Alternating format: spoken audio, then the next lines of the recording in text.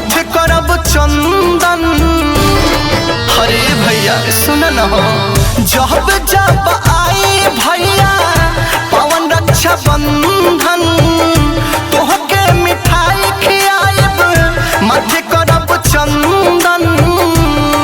वादा कर तुहरे साले अइबा, वादा कर तुहरे साले अइबा। सुन भैया हो, बहिनी से राखी बन्हबैबा।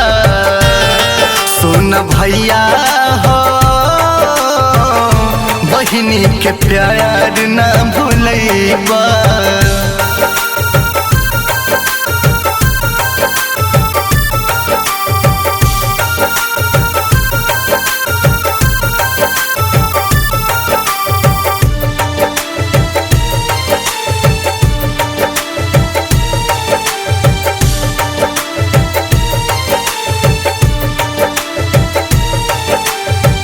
बाबू दशरथ बारे कौशल्या माई, राम लक्ष्मण बन के रही दुनु भाई।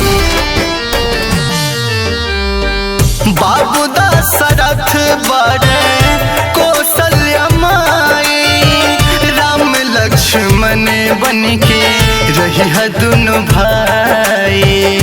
सोच समझली बहिनी के बात के, को नहीं छोड़ी बाबू माई के साथ के।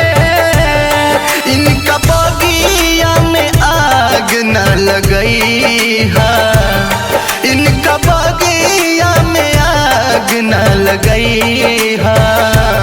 सुन भैया हो,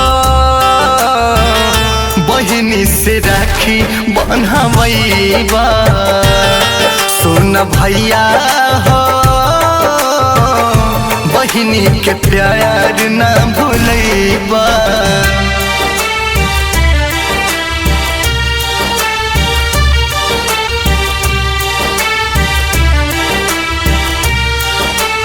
म्यूजिक बाय विकेश भोजपुरिया।